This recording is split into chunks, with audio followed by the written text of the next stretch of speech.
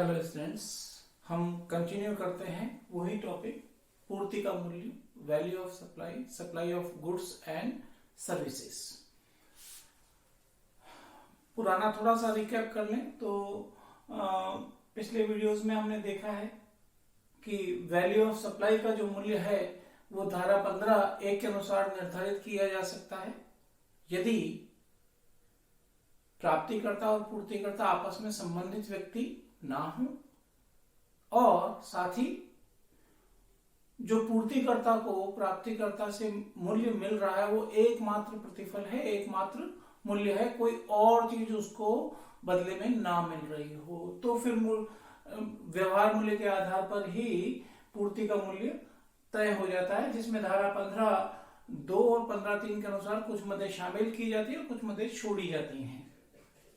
परंतु अगर ऐसा ना हो, यानी कि व्यक्ति आपस में संबंधित हो या एकमात्र प्रतिफल व्यवहार मूल्य जो है, लेन देन का मूल्य है, वो एकमात्र प्रतिफल ना हो, कुछ और भी साथ में पूर्तिकर्ता को मिल रहा हो, तो ऐसी स्थिति में धारा 15(4) के अनुसार नियम 27 से 35 में जहां पर भी वो जो ट्रांजेक्शन है वो आएगा, उसके अनुसार उसका पूर्ति का मूल्य निर्धारित किया जाएगा।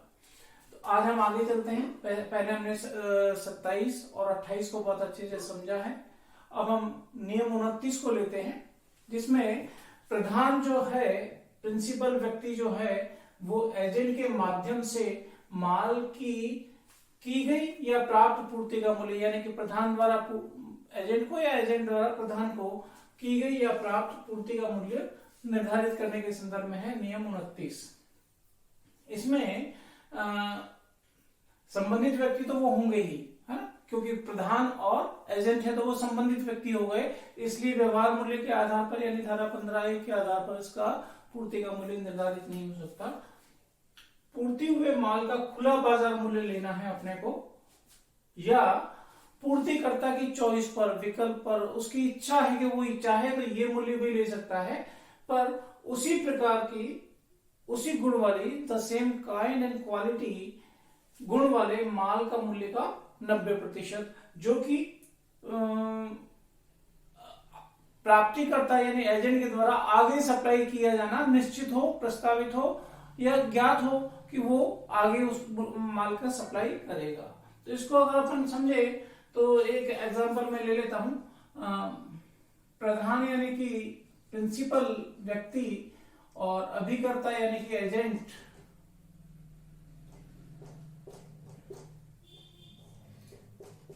Principal and agent. प्रिंसिपल यदि अभिकर्ता को माल भेजता है, एजेंट को माल भेजता है और कहता है कि जो माल है वो 5500 रुपए का है, कुछ भी मान लेते हैं एक वैल्यू, 5500 रुपए का माल है, परंतु चूंकि ये दोनों संबंधित व्यक्ति हैं,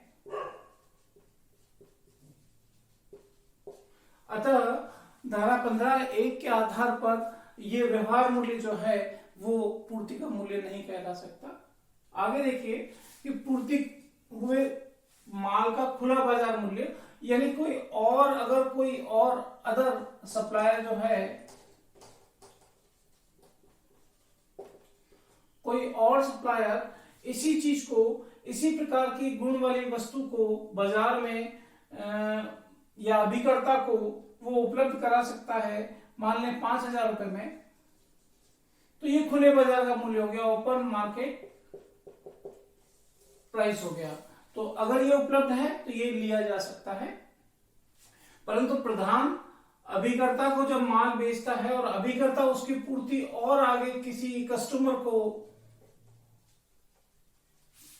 कर रहा है, ये स्थिति ही बन रही है ये वाली नियम 29 की, कि प्रधान अभिकर्ता को और अभिकर्ता आगे उसकी पूर्ति करना है, उसको वो अगर करता है, वो मान लेते हैं 6000 रुपए में पूर्ति करता है, तो ऐसी स्थिति में नियम के अनुसार वैल्यू ऑफ सप्लाई क्या होगा?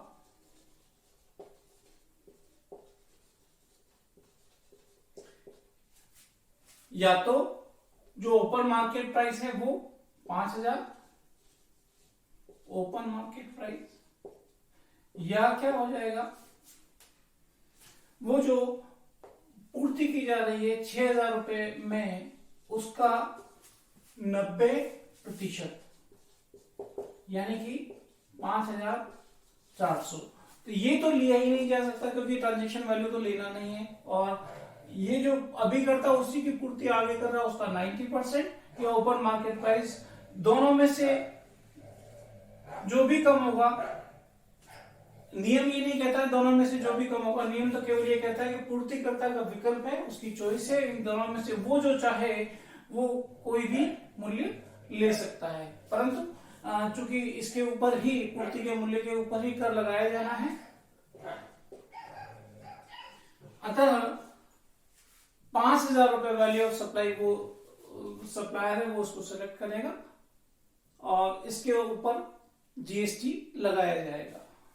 नियम अगर ऐसा ये मूल्य उपलब्ध ना हो, नियम 29 ए की पूर्ति नहीं हो पा रही हो, तो ऐसी स्थिति में फिर नियम 29B का एप्लीकेशन होगा, जिसमें 29B क्या कहती है कि इस प्रकार की पूर्ति का मूल्य धारा 30 या धारा 31 के अनुसार निर्धारित कर लिया जाए। धारा 30 हमने पिछले नियम 27 में भी पढ़ा है, धारा नहीं, मैं इसको बदल देता हूं, नियम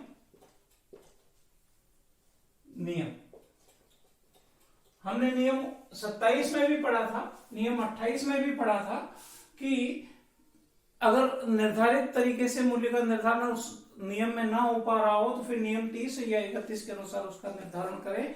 नियम 30 क्या कहता है कि वस्तु की जो लागत है उस लागत का 110% ले लीजिए माल और सेवाओं के लिए।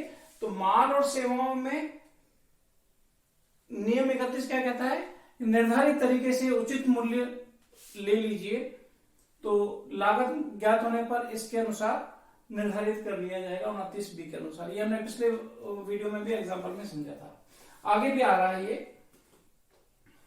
अगर नियम 29 के अनुसार मूल्य का निर्धारण न किया जा पा रहा हो तो नियम 30 ये कहता है कि माल या सेवाओं की पूर्ति का लागत आधारित मूल्य ज्ञात कर लीजिए, पूर्ति का मूल्य वही कहला जाएगा। तो अगर माल है तो माल को बनाने या क्रय करने की जो लागत आ रही है उसका आप 110% कर लीजिए, या फिर सेवा को उपलब्ध कराने की जो लागत आ रही है उसका 110% कर लीजिए, वो ही माल या सेवाओं की पूर्ति का मूल्य हो जाएगा। यानी कि माल को अगर मान लो किसी रेफ्रिजरेटर है, वो ए बी को सप्लाई कर रहा है, व्यवहार मूल्य उसका 20,000 रुपया है, परंतु ये अगर फैमिली मेंबर है, फैमिली मेंबर होने की स्थिति में ये संबंधित व्यक्ति हो गए। अब तो इसलिए आप ये ट्रांजैक्शन वैल्यू तो ले नहीं सकते धारा 15 के ए के अनुसार वैल्यू ऑफ सप्लाई। अगर हमें ओपन मार्केट प्राइस का ना पता चले तो हम 28 के अनुसार भी इसका मूल्य तय नहीं कर पाएंगे। ऐसी स्थिति में अगर हम एज्यूम कर लें, मान लें कि लागत जो है इस रेफ्रिजरेटर की, ए को जो बनाता है उसकी रेफ्रिजरेटर की लागत मान लें कि 15,000 रुपये आती है,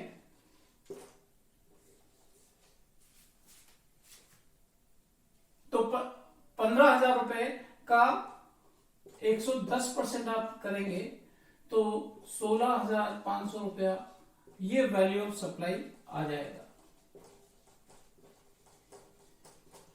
तो यहां पर ये संबंधित व्यक्ति हैं, इसलिए 15 के अनुसार व्यवहार मूल्य नहीं लिया जा सकता। और अगर ओपन मार्केट का वैल्यू भी उपलब्ध नहीं है तो ऐसी स्थिति में लागत ज्ञात होने पर लागत का 110% करें, नियम 30 के अनुसार उस वैल्यू ऑफ सप्लाई हो जाएगा 16,500 रुपया। ऐसे ही अगर इस प्रकार से भी ज्ञात नहीं हो रहा हो तो वैल्यू ऑफ सप्लाई के लिए नियम नंबर 31 हम लगाते हैं, अवशिष्ट विधि या रेजिडुअल मेथड कहलाता है ये, जिसमें पूर्ति का मूल्य यानी कि इस पर में लागत भी ज्ञात नहीं हो पा रही हो तो कैसे तय करें। तो फिर ये अवशिष्ट अब जो बचा हुआ या शेष विधि भी बोलते हैं इसको, उचित आधार पर, है ना, उस समय जिस समय की इसकी फाइलिंग करनी है उस समय उचित आधार जो भी तय किया जाए, उचित आधार धारा 15 या इस अध्याय, ये जो चैप्टर दे रखा है इस CGST एक्ट 2017 में, इस अध्याय के सामान्य प्रावधानों या सिद्धांतों के आधार पर उचित साधनों से निर्धारित मूल्य जो भी उस समय निर्धारित कर लिया जाएगा, जो मूल्य इन नियमों को, इनके प्रावधानों को, सिद्धांतों को संतुष्ट करता हुआ हो, वही पूर्ति का मूल्य मान लिया जाएगा नियम 31 में। ऐसे ही 2018 में एक नया नियम इसमें जोड़ा गया है 31A। ये मेनली लॉटरी और शर्त, जुआ, गुड़दौड़, यानी कि जिसमें दाव लगाते हैं, जीतने और हारने की दोनों में से किसी की भी संभावना बनती है, उस वाली स्थिति के लिए ये कुछ सेवा का मूल्य निर्धारित करने के नियम हैं। जैसे राज्य सरकार के द्वारा अगर कोई लॉटरी चलाई जा रही है, राज्य सरकार अगर कोई लॉटरी चलाती है तो विद इन स्टेट ही उस लॉटरी की पूर्ति होती है। ऐसी स्थिति में अंकित मूल्य का एक 100/112 करके उसका वैल्यू ले लेंगे। अंकित मूल्य में मानते हैं कि 12% उसमें शामिल है, तो 100% उसका वैल्यू निकालेंगे, वो वैल्यू ऑफ सप्लाई मानेंगे। ऐसे ही राज्य सरकार द्वारा अधिकृत हो, यानी कि राज्य सरकार ने उसको अप्रूव कर रखा हो, ऑथराइज कर रखा हो कि ये लॉटरी की बिक्री की जा सकती है, तो ऐसी स्थिति में वो जो टिकट की बिक्री है, लॉटरी टिकट की बिक्री, वो विद इन द स्टेट और आउटसाइड द स्टेट दोनों की जा सकती है। तब अंकित मूल्य का 100/128 करके वो हम वैल्यू ऑफ सप्लाई ले लेंगे। लेकिन इन दोनों ही स्थितियों में एक चीज अपने को ध्यान में रखनी है, क्योंकि ये राज्य सरकार द्वारा अधिकृत या राज्य सरकार द्वारा चलाई जाने वाली लॉटरी है, तो जो आधिकारिक गजट है जो प्रकाशित किया जाता है राज्य सरकार के द्वारा, आधिकारिक गजट में निर्धारित मूल्य तो 100/112 कर ले, ऐसी स्थिति हो तो, या फिर अगर सेकंड अधिकृत वाली स्थिति हो तो 100/128 कर ले। वो जो वैल्यू आया है उसकी तुलना किससे करेंगे? गजट में निर्धारित मूल्य से, और इन दोनों में से जो अधिक है वही वैल्यू ऑफ सप्लाई उस टिकट के लिए, लॉटरी टिकट के लिए कहलाएगा। ठीक है, सही। अगर दूसरी स्थिति है कि जीत की संभावना वाली अगर कोई पूर्ति की जा रही हो, जैसे कि शर्त, हार भी सकते हैं, जीत भी सकते हैं, शर्त, जुआ, रेस कोर्स में जो घुड़दौड़ करवाया जाता है क्लब के द्वारा, वो घुड़दौड़, तो उसकी अंकित राशि या जीतने पर प्राप्त योग्य राशि जो है उसका 100% सेवा का मूल्य हो जाएगा। अगर इसको मैं एग्जांपल के द्वारा बोलूं तो मिस्टर एक्स जो है वो लॉटरी बेचते हैं, लॉटरी का टिकट बेचते हैं मिस्टर वाई को। ये जो लॉटरी है ये रन बाय गवर्नमेंट है, इसका मतलब ये पहली स्थिति में आ गया, राज्य सरकार के द्वारा चलाई जा रही है, यानी कि विद इन द स्टेट ही ये लॉटरी का टिकट बेचा जा सकता है। रन बाय गवर्नमेंट है, जिसके ऊपर जो अंकित मूल्य है उसका जो फेस वैल्यू है टिकट का वो 1,90,400 है। तो ऐसी स्थिति में वैल्यू ऑफ सप्लाई क्या लेंगे?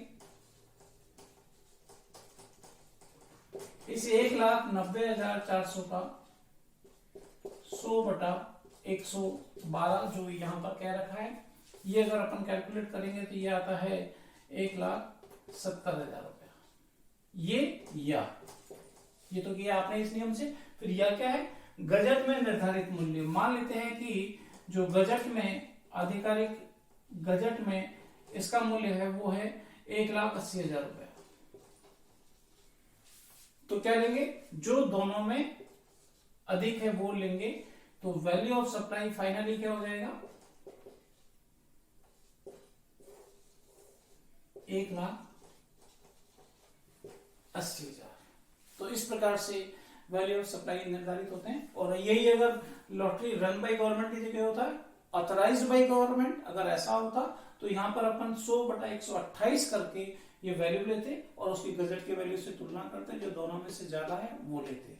यही अगर सप्लाई यहाँ पे इसको की गई है, वो अगर लॉटरी के टिकट की जगह पे शर्त और जुआ वाली होती, तो ऐसी स्थिति में जो भी इसका जो प्राप्त योग्य मूल्य है उसका 100% ही वैल्यू ऑफ सप्लाई हो जाता है। तो इस प्रकार से हम इन विशेष स्थितियों में ध्यान में रखते हुए पूर्ति का मूल्य निर्धारित करते हैं। ध्यान ये रहे कि व्यवहार मूल्य जहां पर निर्धारित नहीं हो सकता है वहीं पर धारा 15(4) लगती है, और 15(4) के तहत ही हम नियम 27 से लेकर 35 तक में वर्णित प्रावधानों के अनुसार वैल्यू ऑफ सप्लाई ज्ञात करते हैं। उनमें से हमने 27 को देखा, नियम 27, जिसमें कि कुछ और भी पूर्तिकर्ता को मिल रहा था लेन देन के मूल्य के अलावा। नियम 28 को देखा, जब आपस में संबंधित या भिन्न व्यक्ति थे वो। 29 देखा है हमने, ऐसे 30, 31, 31 है। इसी प्रकार से नियम 32, 33, 34, 35 भी हैं, जिसको हम अगले वीडियो में देखेंगे। धन्यवाद।